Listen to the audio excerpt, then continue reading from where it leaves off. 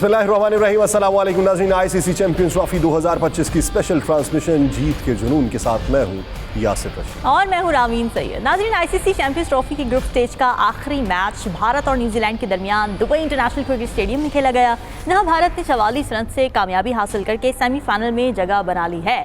भारतीय टीम के top order batting मुश्किलात का शिकार नजर आई और इब्तिदाई 3 खिलाड़ी सिर्फ 30 रन पर ही आउट हो गए। श्रेयस अय्यर ने 79 रन की शानदार इनिंग्स खेलकर टीम को संभाला दिया। हार्दिक पांड्या ने 45 और अक्षर पटेल ने 42 रन बनाकर स्कोर 249 तक पहुंचाया। बिल्कुल इसी तरीके से न्यूजीलैंड के फास्ट बॉलर मैट हेनरी ने तबाहकुन बॉलिंग करते हुए 42 रन देकर 5 विकेटें हासिल की। न्यूजीलैंड ने 250 रन के हदफ के ताकुब में जब वो टीम निकली तो भारतीय बॉलर्स के सामने वो ज़्यादा देर तक ठहर नहीं सकी और पूरी टीम जो थी वो 46वें ओवर में 205 रन के ऊपर ढेर हो गई। कप्तान विलियमसन ने 81 रन की उम्दा इनिंग्स खेली, लेकिन उन्हें दूसरे बैटर्स का ज़्यादा साथ नहीं मिल सका। भारत के वरुण चक्रवर्ती ने 5 विकेटें हासिल करके टीम की जीत में मरकजी किरदार अदा किया।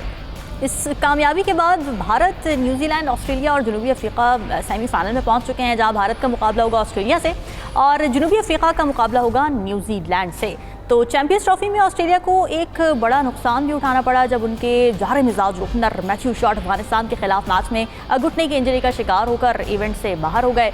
उनकी जगह 21 साल कूपर कॉनल को स्क्वाड में शामिल कर लिया गया है, जिसकी आईसीसी ने भी बाज़ाब्ता तौर पर मंजूरी दे दी है। तो इस मैच की खास बात विराट कोहली के लिए एक अहम संग मील था, जो अपने 300वें वनडे मैच में मैदान में उतरे और यह एजाज़ हासिल करने वाले भारत के 7वें खिलाड़ी बन गए। उनका पॉइंट पोजीशन पर ग्लेन फिलिप्स के हाथों शानदार कैच पर आउट होना सबके लिए हैरान कुन लम्हा था, जिस पर कोहली खुद भी दंग रह गए। बिल्कुल इसी तरीके से स्टैंड में मौजूद अनुष्का शर्मा ने भी सर पे हाथ रख के हैरानी का इजहार किया था और ये कैच जो है ये सोशल मीडिया के ऊपर वायरल हुआ है, मगर कुछ जज्बाती भारतीय मद्दाहों ने गलती से न्यूजीलैंड के ग्लेन फिलिप्स की बजाय मशहूर इलेक्ट्रॉनिक ब्रांड फिलिप्स के इंस्टाग्राम अकाउंट के ऊपर नाराज़गी का इजहार कर दिया है और वहाँ पे भारी कमेंट्स किए हैं, जिससे एक मज़ाहिया सूरत हाल जो थी वो पैदा हो गई। इसी के ऊपर बात की जाएगी। सरफराज नवाज साहब, सर कैसा देखते हैं? सरफराज नवाज साहब हमारे साथ मौजूद हैं और पीजे मीर साहब ने भी हमें ज्वाइन किया है, साबिक क्रिकेटर। सरफराज नवाज साहब, कल का जो मैच था जिसके ऊपर बात ये हो रही थी कि ऑस्ट्रेलिया का मुकाबला करना भारत के लिए मुश्किल होगा, तो यूं इस मैच के अंदर शायद भारत उतनी जान ना मारे, लेकिन फिर भी 250 करके भी उसको डिफेंड कर लेना कैसा देखते? जान नहीं मारी तभी तो 250 हुए ना। या सर देखें, कल जो डिस्कशन हुई थी यही बात हुई थी कि लो स्कोरिंग मैच होगा। वो 300 का पहाड़ा जो चल रहा है वो मुश्किल है, क्योंकि ये देखते हुए कि जो इंडियन कैप्टन है उसने एक जो स्पिनर ऐड किया है फास्ट बॉलर की जगह और उसने काम भी दिखाया है, 5 विकेटें ली हैं वारन ने। तो ये देखते हुए तो वाज़ह था कि लो बॉम्ब पिच होगी और टर्न भी होगी, तो इस तरह ये इंडिया को फायदा होगा। तो वैसे ही हुआ और राम से इन्होंने 40 और रन से मैच जीता है। तो मैं ये कहूँगा कि ये भी सामने नजर आ रहा था कि ये लास्ट टाइम जो इंडिया में एक फाइनल हुआ था ये ऑस्ट्रेलिया से बुरी तरह हारे थे और इनके प्राइम मिनिस्टर मोदी साहब की तकरीर ही नहीं कर सके वहाँ।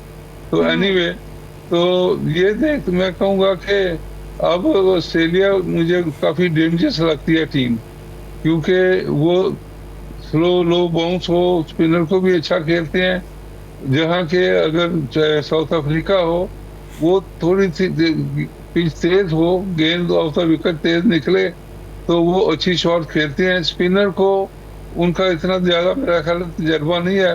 तो ये अब मुकाबला होगा न्यूजीलैंड और साउथ अफ्रीका का, तो अब ऑस्ट्रेलिया मेरा ख्याल है काफ़ी प्रेशर डालेगी इंडिया के ऊपर, लेकिन अब पिच के ऊपर भी मेरा ख्याल है कि इससे ज़्यादा टर्न रखेंगे।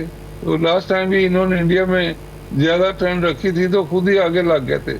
जी मीर साहब, 250 रन इतना बड़ा टारगेट नहीं था अगर मॉडर्न डे क्रिकेट में देखा जाए, खासतौर से अगर इंडियन टीम को देखा जाए। उसके बावजूद न्यूजीलैंड नहीं जीत सका, इंडिया फिर जीत गया। स्पिन अटैक इंडिया का शानदार, वरुण चक्रवर्ती को ऐड करना बहुत अच्छा फैसला साबित हुआ। क्या कहेंगे कल की इनिंग्स पर? इंडिया कहाँ पर बेहतर था और न्यूजीलैंड कहाँ पर मार खाया? इंडिया मेरी नज़र में बड़ी अच्छी कंपोज साइड रही है कल के मैच में इन पर्टिकुलर 250 स्कोर को उन्होंने उसके साथ खेले हैं वो, लेकिन at the end of the day आप देखो कि उन्होंने डिफेंड किस तरह किया, उन्होंने कंपोजर अपना कहीं नहीं छोड़ा और उन्होंने हमेशा बॉलर्स बैट्समैन को हमेशा उन्होंने टाइट रखा है, इतनी वेट नहीं। हालांकि विलियमसन बहुत अच्छा खेले हैं और जिस वक्त वो आउट हुआ है उस वक्त उसके पास चॉइस कोई नहीं थी कि उसने बस हिट्स मारनी थी, क्योंकि रन रेट आपका बहुत ऊपर चला गया था। But having said so, I think Santner के बाद तो शिप डूब गया, लेकिन इंडिया को पूरा क्रेडिट जाता है कि वो बहुत अच्छा खेले, बहुत मैं समझता हूँ कि बहुत प्रोफेशनली खेले। लेकिन साथ साथ यहाँ मैं एक और बात जरूर करूँगा कि इंडिया की वजह से जो दुबई में खेली है, बाकी सारी टीमें इफेक्ट हुई हैं, माने या ना माने, सारी पूरा टूर्नामेंट इफेक्ट हुआ है। ये साउथ अफ्रीका को देखो, उधर एम्बेडेड है, अब वो वापस पाकिस्तान आ रहे हैं, उधर जाके खेल रहे हैं, फिर पाकिस्तान आ रहे हैं। तो ये जो आना जाना है ये काफी टोल ले लेता है, ये काफी टोल ले लेता है प्लेयर्स के ऊपर। Travelling is not an easy job, particularly cricketers के लिए। उनके मसल्स इफेक्ट करते हैं, उनकी अडेप्टेबिलिटी इफेक्ट करती है, प्लेइंग कंडीशंस इफेक्ट करती है। और इंडिया तो वही है, वो तो गया कहीं नहीं, तो वो तो आराम से होम गेम खेल रहा है, जो भी टीम आ रही है उसके साथ वहां खेल रही है। तो मैं समझता हूँ ये जो पॉइंट है, ये जो मैंने अभी आपके सामने रेज किया है, ये पीसीबी को रेज आगे भी करना चाहिए और बाकी टीमों को भी रेज करना चाहिए कि यार हम क्या पिंग पोंग की तरह इधर जाएं उधर जाएं। तो थकावट तो हमारी होती है। पॉइंट उस वक्त क्यों नहीं रेज किया जब ये क्रिकेट बोर्ड्स की सारी मीटिंग बैठी हाइब्रिड मॉडल पर, जब सबने इत्तेफाक किया तो सभी ने इत्तेफाक किया ना, तब क्यों नहीं ये पॉइंट उठाया गया कि भाई हमारी टीम से मुतासिर होंगी? अग्री तो करके आ गए, बाद में बातें कर रहे हैं। अभी पता चलेगा ना इनको। अभी आपने बिल्कुल सही बात कहा, उस वक्त इनको नहीं पता था कि ये क्या होगा क्या नहीं होगा। जब आप एक प्रैक्टिकल साइड पे आते हैं फिर आपको पता चलता है कि आपका जो प्लेइंग कंडीशंस है, ये आपकी जो प्लेइंग मूवमेंट है कितनी इफेक्ट करती है वो, ये टोल आपके ऊपर आ ही जाता है। तो ये मेरे ख्याल है फ्यूचर टूर्नामेंट्स के लिए इस पे ये आगे जगह होनी चाहिए कि ये जरूरी नहीं है कि आप ये अगर एक मुल्क कहता है तो 6-7 मुल्क अफेक्ट करें उसके। इनका क्या कसूर है यार, सारे जाके उधर दुबई खेलें और फिर वापस आके पाकिस्तान खेलें। ये तो 2 टूर्नामेंट्स हो गए ना। कल अगर इंडिया फाइनल में आ जाता है तो हमारी से तो फाइनल गया ना, हम तो नहीं फाइनल कराएंगे। मीर साहब इससे पहले कि मैं सरफराज नवाज साहब की तरफ जाऊं, आप कहते हैं कि ये बोलेंगे, वो बोले 2 इंग्लिश क्रिकेटर बोले भारत की टीम के बारे में, तो सुनील गावस्कर साहब ने आगे से जवाब ये दे दिया कि आपकी तनख्वाह जो है वो भी भारत की तरफ से ही जाती है। आईसीसी चेयरमैनशिप का भी ताना दिया है, तो वहाँ पे कोई क्या बोले? देखो ठीक कहा उन्होंने, तो काफी देर से ये मामला है कि जो आईसीसी का बॉस है दैट इज इंडिया, जो इंडिया चाहता है वो ही होता है। और उसके साथ ये इंग्लैंड का बोर्ड है, जो ऑस्ट्रेलिया है, न्यूजीलैंड, ये सारे मिले हुए हैं आपस में, और साउथ अफ्रीका भी। जो इंडिया चाहता है ये सारे मानते हैं, तो पाकिस्तान अकेला क्या कर सकता है? और आईसीसी में जो इंडिया चाह रहा था वैसे हुआ है, तो ये तो पहले डिसाइड था। और अब जब पाकिस्तान आइंदा मैचेस होंगे तो इंडिया की जगह तो नहीं जाएगा, तो पाकिस्तान के लिए भी वही फायदा होगा जो अब दूसरों को इंडिया को हुआ है। तो ये तो पीछे में मामले चल रहे हैं ऐसे ही, जितनी देर तक इंडिया पाकिस्तान आपस में मैचेस नहीं शुरू करता, तो ये इसी तरह चलना है। और एमओयू साइन भी हो गया है और आईसीसी ने एक्सेप्ट कर लिया है कि पाकिस्तान इंडिया नहीं जाएगा और दूसरे किसी मुल्क में खेलेगा। जी ठीक है। और मीर साहब, आप इसके सवाल यासिर ने आपसे भी किया था, तो आप इस पे कमेंट कर दीजिए। देखिए, ये सरफराज ने बिल्कुल सही बात की है, लेकिन इसका नुकसान किसको हो रहा है मुझे बताएं आप। क्रिकेट का नुकसान क्रिकेट का, स्पिरिट ऑफ द गेम। यहाँ आपने स्पिरिट ऑफ द गेम का बड़ा गर्क करके रख दिया। ये जितने भी वर्ल्ड कप्स होते हैं, champions trophy, T20, one day, T10 and all that, ये क्यों खेले जाते हैं दुनिया के आपस के मुल्कों के साथ? इसलिए खेले जाते हैं कि आपकी एक इंटरनेशनल कोहेजन हो, आपकी एक फ्रेंडशिप, एक बॉन्ड्स बढ़े। That is the whole purpose. ये पहला वर्ल्ड कप का मकसद ही यही था कि सारे मुल्क खेले एक जगह पे आके।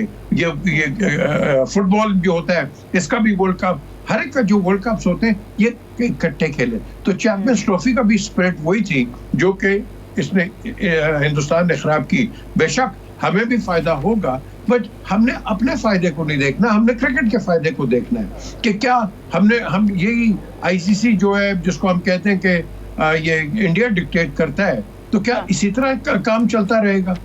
क्या एक ही मुल्क ही इसको गवर्न करेगा, बाकी बिल्कुल भूखे नंगे आपको बात नहीं करेंगे? क्यों नहीं करेंगे भाई? इसकी वजह भी है, इनके कई लड़के आईपीएल में खेलते हैं, वहां से भी पैसा कमाते हैं।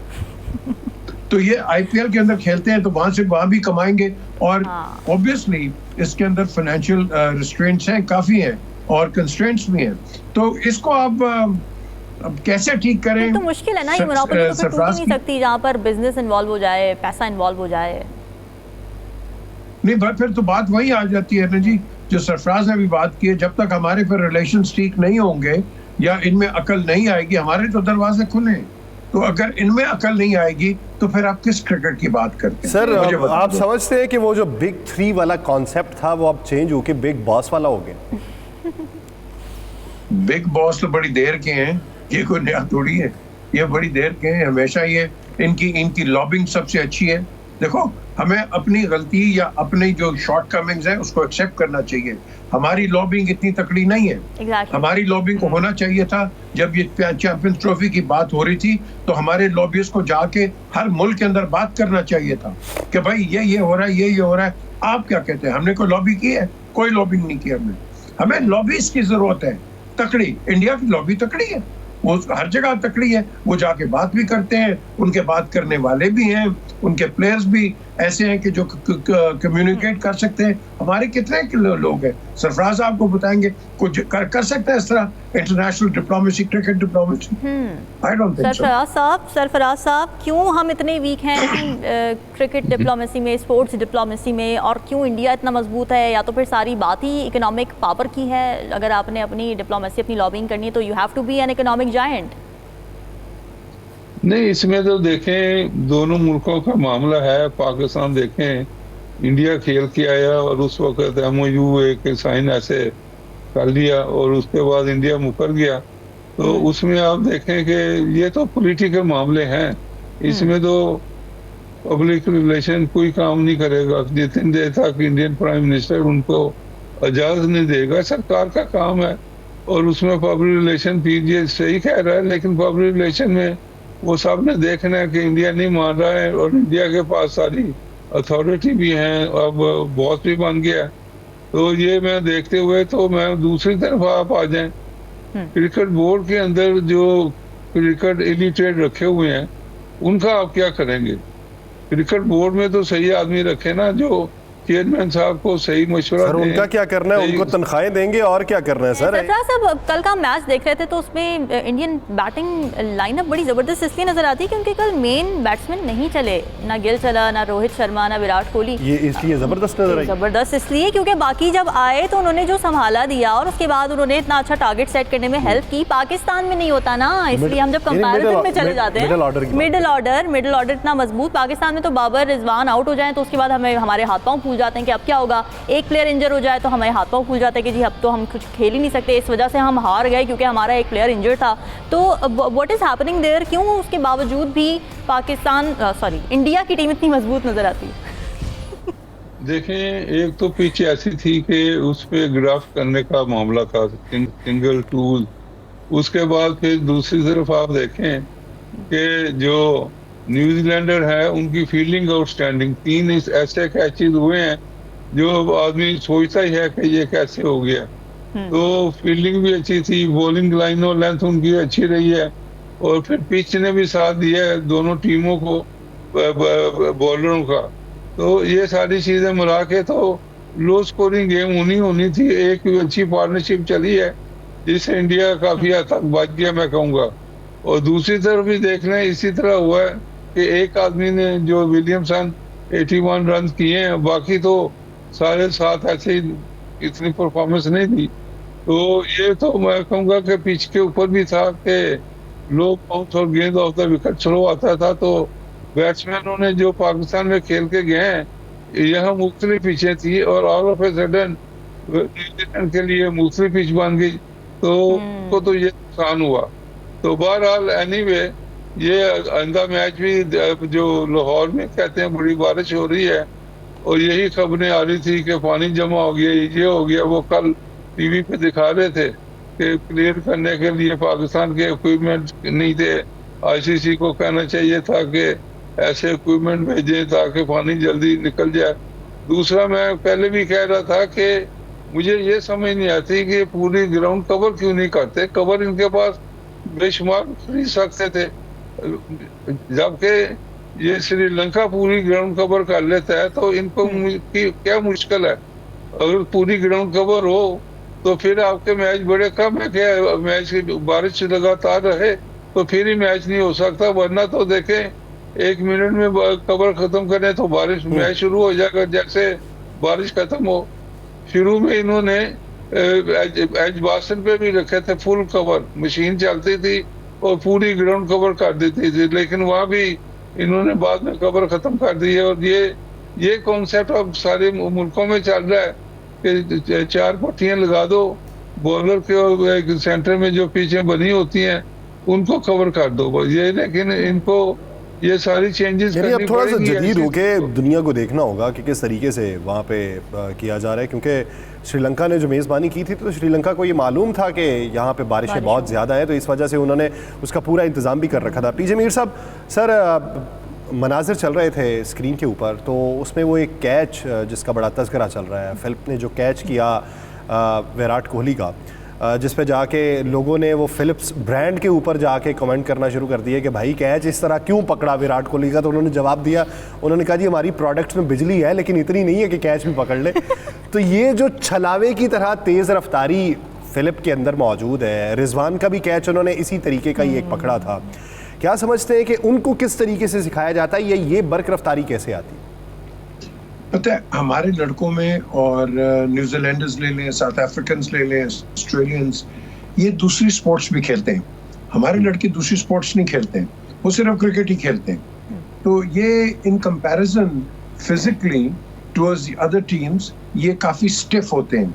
और जो आप ये जिसकी ग्लेन फिलिप्स की आप बात कर रहे हो, उसको देखो कितनी उसने लचक दिखाई है। उसने एक नॉन कैच को कैच बना दिया। यही चीज होती है जो, हालांकि कोहली की वो पेट शॉट है, बड़ी अच्छी शॉट खेलता है वो, लेकिन उसने उसको वहां आउट किया। और ये जो चीज होती है ये आपकी एजिलिटी पे आती है, ये आपकी जब आपकी फिजिकल फिटनेस भी होती है। आप उन लड़कों को देख लो और हमारे लड़कों को भी आप देख लो, थोड़ी थोड़ी इनकी तोंदें निकली हुई हैं। इन लड़कों की कितनी निकली है मुझे बता दो। सर तौलों से याद आया, वो कल रोहित शर्मा आउट हुए हैं, तो कांग्रेस की एक रहनुमा थी शमा, उन्होंने एक ट्वीट कर दिया रोहित शर्मा की तस्वीर लगा के, ऊपर लिख दिया मोटा। तो वो तो बड़ी ट्रोलिंग हुई है भारत के अंदर, तो उन्होंने ट्वीट वापस लेना पड़ गया। तो ये तो बात रोहित शर्मा को भी हो रही है। इनकरेक्ट बात है, बॉडी शेमिंग तो नहीं कर सकते। देखो ये होता है, क्रिकेट चेंज हो गई आज। सरफराज जिनके साथ खेलते रहे, वो प्लेयर एक आंख के साथ खेलता था, उसका एक्सीडेंट हो गया था, कॉलिन मिलबर्न। वो काफी मोटा प्लेयर था वो, और बड़ा जबरदस्त प्लेयर था वो। और कॉलिन काउडरी को आप ले लो, ग्रेवनी को ले लो, ये लंबे थे, ये अपना वेट कैरी करते थे। लेकिन क्रिकेट की नौयत चेंज हो गई है। आज क्रिकेट बहुत तेज है इन कंपैरिजन कि जब हम लोग सारे खेला करते थे। तो उस लिहाज से आपको मॉडर्न स्टैंडर्ड्स और मॉडर्न टाइम के साथ अडेप्ट एंड अडेप्टेबिलिटी को लेकर चलना है। क्रिकेट तेज है। यहाँ एक जमाने के अंदर एक सीरीज होती थी, अब 4-4 सीरीज आपको मिलती हैं यहाँ। तो नेचुरली आपको फिटनेस, आपका लेवल भी ऊंचा होता है और आप खेलते भी हैं। लेकिन देखो अब जो बात आ रही है आगे ऑस्ट्रेलिया और इंडिया की, ये मैच जो है ये बड़ा इंटरेस्टिंग होगा, क्योंकि एक तो ऑस्ट्रेलिया ने शॉट को लूज कर दिया, उसके क्वाड मसल्स बताया जा रहा है कि ठीक नहीं है, वो पुल हो गए, रिकवर नहीं कर सकता है। तो उसकी जगह वो लड़का है, वो कॉनली कूपर, अब उसने 2 मैचेस सिर्फ खेले हुए, 2 या 3 खेले ये वनडेज। अब मुझे ये बताओ, इतनी बड़ी टीम के साथ वो लड़का आया और वो लेफ्ट आर्म लेग स्पिनर है, लेफ्ट हैंडेड बैट्समैन भी है, वो कैसे कोप करेगा? और साथ जब हम स्पिनर्स की बात कर रहे हैं, पिछले मैच के अंदर आप देख लो, इंडिया की जो बॉलिंग है 37.5 ओवर्स उसने स्पिनर्स के किए हैं, 37 से ज्यादा ओवर 38 कर लो आप। तो ये अगर स्पिनर्स किए, हम कहाँ थे? मैं तो अपने आप को हर जगह लेके आऊंगा। हाँ, क्या हमारे जरूरी ऐसे है। आउटस्टैंडिंग फास्ट बॉलर्स थे कि जो आपको वहां ले लेते? हमने स्पिनर क्यों नहीं खिलाया? हर टीम ने 4-4 खिलाए स्पिनर्स, हमने नहीं खिलाए। सर अब देखिए ना, कल इंडिया ने भी वरुण को इंक्लूड किया, और जबकि वरुण ने ज़्यादा खेले नहीं है मैचेस, दूसरा वनडे था उनके करियर का, और हम सुफियान मुकीम को इसलिए नहीं लेके गए कि जी उन्होंने तो ज़्यादा मैचेस नहीं खेले। वरुण चक्रवर्ती जो है, इसकी आप परफॉर्मेंस देखो, ये मैच विनर है, ये मैच विनर है। इसका रिकॉर्ड आप देखें जाके, ये आउटस्टैंडिंग वर्ल्ड क्लास बॉलर है ये, और ये बड़ा कंपोज बॉलर है। जिस तरह इसने गेंदे की है, 5 आउट कर गया कि नहीं है 20 मैच के अंदर। द थिंग इज कि आपने देखना है लड़के की एबिलिटी को, और ये आपको नजर आती है आंख से। सरफराज सेलेक्टर भी रहे हैं, इनसे पूछें, ये एक आंख से बता सकते हैं कि ये लड़के में क्या पोटेंशियल है क्या नहीं है, एज अ बॉलर और एज अ बैट्समैन, 1 मिनट में बता देंगे ये।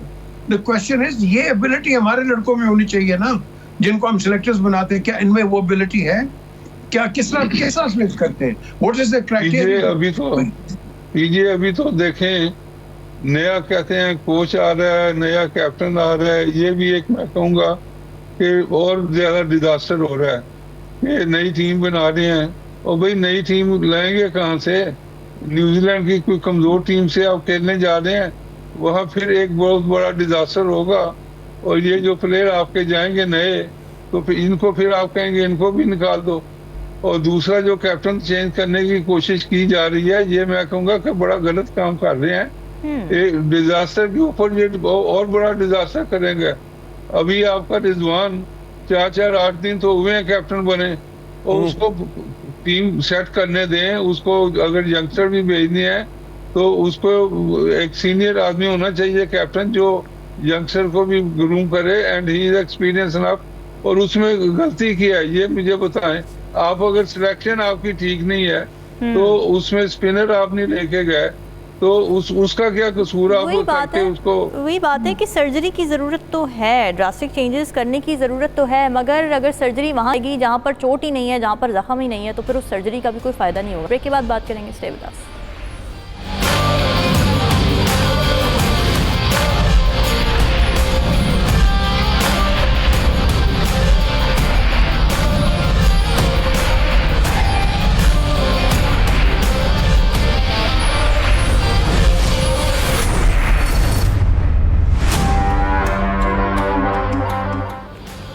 वेलकम बैक जी। पीजे मीर साहब, सरफराज साहब बात कर रहे थे सर्जरी के हवाले से भी कि ये स्ट्रैटेजी के कैप्टन चेंज कर दें, आप कोच चेंज कर दें, ये जो चेंजेस की जा रही हैं, आपको लगता है कि ये सही जगहों पे चेंजेस की जा रही हैं, सही पॉइंट पर हाथ रखा जा रहा है, या अभी भी सही प्रॉब्लम आइडेंटिफाई नहीं हो पा रही है, या अभी कोई चेंजेस नहीं की जा रही, अभी सिर्फ बातें की जा रही?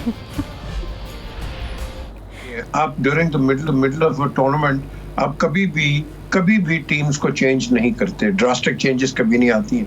1-2 को आप कर लेते हो, लेकिन आप पूरी टीम को चेंज नहीं करते।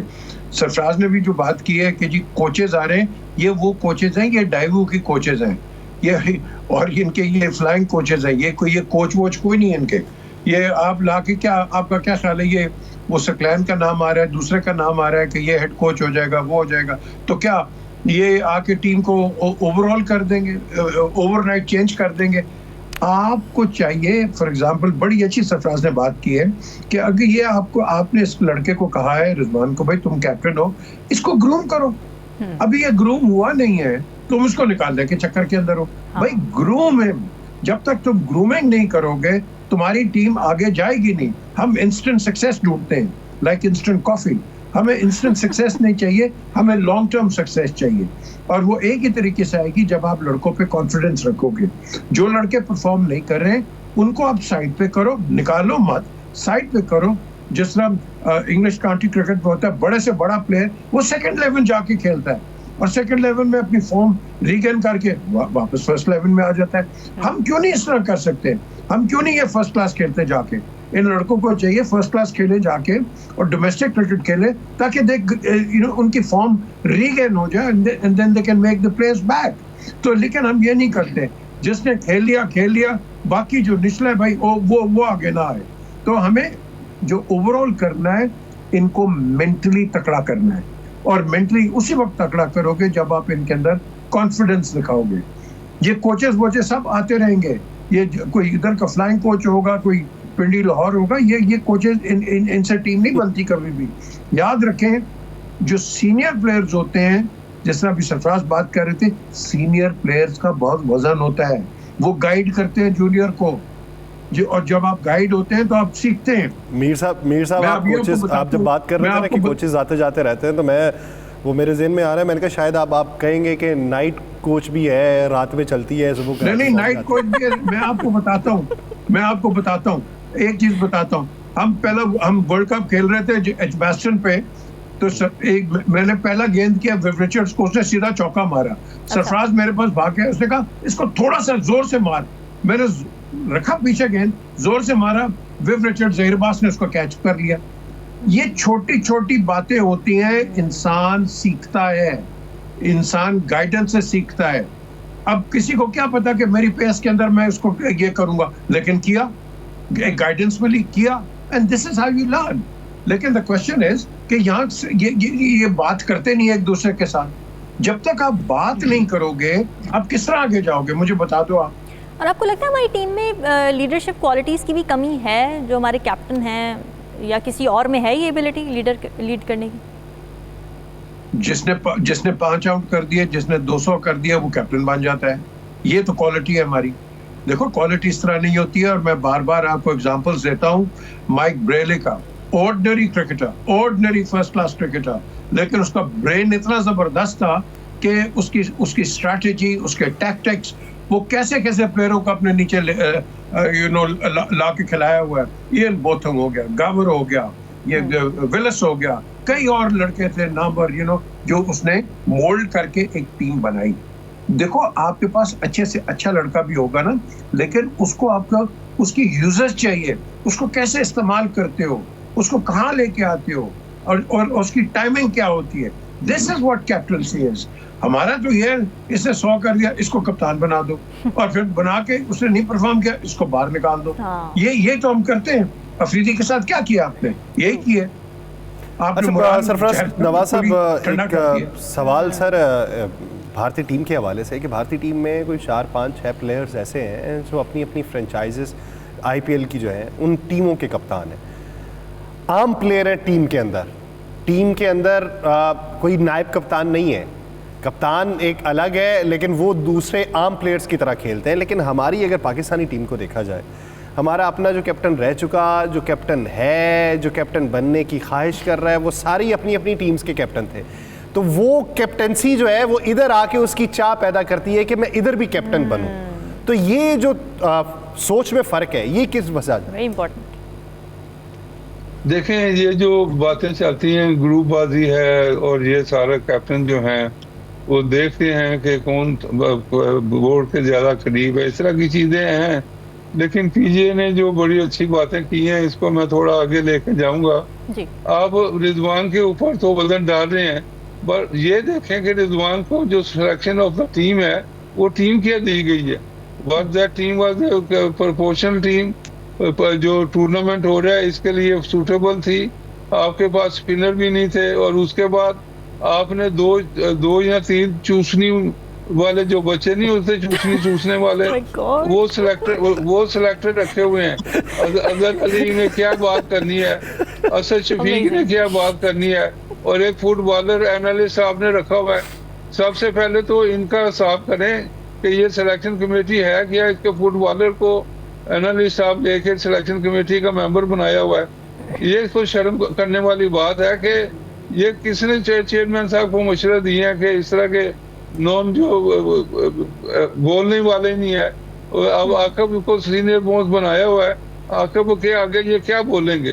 तो ये मैं कहूँगा कि लेवल बेहतर रखना चाहिए कि आपस में हेल्दी डिस्कशन हो, सिलेक्शन में जस्टिफिकेशन एक दूसरे को दें।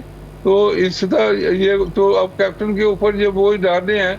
कैप्टन के पास स्पिनर ही नहीं आपने सिलेक्ट किया, लेकिन कैप्टन को भी कोशिश करनी चाहिए थी अपनी टीम सिलेक्ट करने के लिए। वो सजेशन तो देते। अब चेयरमैन साहब के दूसरे मुझे नहीं समझ आती कि गाइड कौन करता है कि क्या करें क्या ना करें। अब इलिटरेट ऑफिशियल बैठे हुए हैं, क्रिकेट इलिटरेट। तो आप क्या करेंगे? They haven't played cricket. और उसके बाद आपका जो ये गवर्निंग बोर्ड है, ज़हीर अब्बास और आलिया रशीद के अलावा कोई क्रिकेट नॉलेज वाला है ही नहीं, और उसमें भी आप जाकर मीटिंगें करती हैं। तो मैं ये कहूँगा कि कोई अपना बोर्ड पहले अपना वो क्या कहते हैं किबला तो सीधा करे। ये लोगों के ऊपर प्रेशर डाल रहे हैं, इसको निकाल दो, उसको रख दो। आप बाबर के ऊपर आप क्या वजन डालेंगे? He is your one of the best batsman, और उसके अलावा आपकी टीम ही नहीं बनती मेरे ख्याल में। आपके पास उसके लेवल का पहले निकाले तो सही। उसके बाद रिजवान और उसकी अच्छी पार्टनरशिप T20 में हमेशा चलती रही है, अच्छी स्कोर करते रहे ओपन। तो बजाय कि आप इनको क्रिटिसाइज करें, वजन डालें कि उसको रेस्ट कर दें। ठीक है, शहनशाह अफरीदी की फॉर्म नहीं आ रही, उसको आप रेस्ट करा सकते हैं।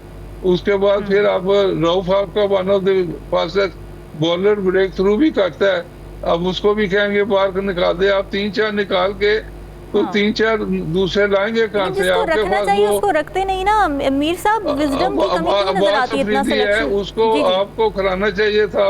आमर जमाल है, उसको ग्रूम नहीं किया। ये किसका कसूर है? ये कोच जो आप कह रहे हैं उस ये सकलैन मुश्ताक, ये 3-4 साल कोचिंग करता रहा है। सबसे बेहतर इसने जो अपनी जिंदगी का काम किया है कि अपने दामाद को कैप्टन बना के तो ये टीम दूसरे कैप्टन को निकाल दिया था, और वो भी 2-1 से फिर अफगानिस्तान से हट के आ गए थे। ये इस तरह के आप कोच रखते हैं क्या? इसने कोच अपने कोई भी स्पिनर 3-4 साल में निकाला है? चेयरमैन साहब, ये मेरी बातें गौर से सुन लें, और क्रिकेट की जो तबाही ये करवा रहे हैं आपसे, आप इससे बचें। आप अहमद सुहेल और उसके बाद अपना जुल्मी वाले जो पेशावर के हैं, ये अपना मोहम्मद अकरम, ये sincere honest to their work, इनको लेके आए ताकि ये आपको सही गाइड भी करें, और इंशाल्लाह ये बेहतर काम करेंगे। दे हैव एक्सपीरियंस, कोच भी रहे हैं, डायरेक्टर भी रहे हैं, उसके बाद फिर चेयरमैन सिलेक्शन कमेटी भी रहा है, तो they know how to go about. जी ठीक है मीर साहब, इस पे कमेंट साथ ही ये भी कि बहुत इंपॉर्टेंट चॉइसेस हो सकती थी इरफान नियाजी की सूरत में, सुफियान मुकीम की सूरत में। 3 सीरीज़ में खिलाया भी है उनको, और वो तीनों सीरीज़ हमने जीती भी हैं। तो क्या रीज़न पॉसिबल हो सकती है कि इन दोनों को नहीं लेके गए? क्या एबिलिटी पर नहीं इन्हिसार हम करना चाहते? बिग नेम्स हमारे लिए ज़्यादा इम्पोर्टेंट हैं? देखिए, वो एक अंग्रेजी का एक लफ्ज है, शुडा कुडा वुडा। क्वेश्चन इज कि जो हो गया वो हो गया, हमने देखना है आगे। पोस्टमार्टम तो हम बहुत कर लेंगे, गलतियां भी निकाल लेंगे, कोई तारीफ भी कर लेंगे, लेकिन हमने देखना है लॉन्ग टर्म डेवलपमेंट की कि हमारा मोडस ऑपरेंडाई है क्या। हमने देखना है कि ग्रास रूट से हम किस तरह लड़के निकाल रहे हैं और किस तरह उनको खिला रहे हैं, और फिर उनको कहाँ पार्क कर रहे हैं। हमारी पार्किंग तो है वो आप 1 साल की पार्किंग होती है, वो बंद हो जाती है, उसके बाद आप उसको पूछते नहीं है लड़के को। तो हमारी पार्किंग ओपन होनी चाहिए, और हमारा जो सिस्टम है इसको रिवैम्प आप करें, क्लब क्रिकेट को भी रिवैम्प करें। उसके बाद साथ साथ आपका फर्स्ट क्लास का इंफ्रास्ट्रक्चर भी तगड़ा होगा। तो जब तक ये नहीं करेंगे, आपकी बात को आगे बढ़ाता हूँ। ये बिल्कुल बेहोश बैठे हुए हैं, इनको कोई समझ नहीं कि करना क्या है। और भाई आप क्लब क्रिकेट के ऊपर तो कंसंट्रेट करें। क्लब क्रिकेट आपकी कहाँ है? ना कोई क्लब क्रिकेट हो रही है, ना उनको कोई फाइनेंशियल बेनिफिट आप दे रहे हैं, और क्लब रिवाइज करें। अगर आप यानी क्लब क्रिकेट को अगर प्रमोट किया जाए तो ये ग्रॉस शूटर्स हैं जिनको प्रमोट करके आप अपने बुनियादी स्ट्रक्चर को मजबूत कर सकते हैं। बहुत शुक्रिया पीजे मीर साहब, सरफराज नवाज साहब। इस हवाले से अपना नाज़रीन ट्रांसमिशन का वक्त खत्म हुआ जाता है। आपसे मुलाकात होगी कल के रोज़। अपना बहुत सा ख्याल रखिए। अल्लाह हाफ़िज़।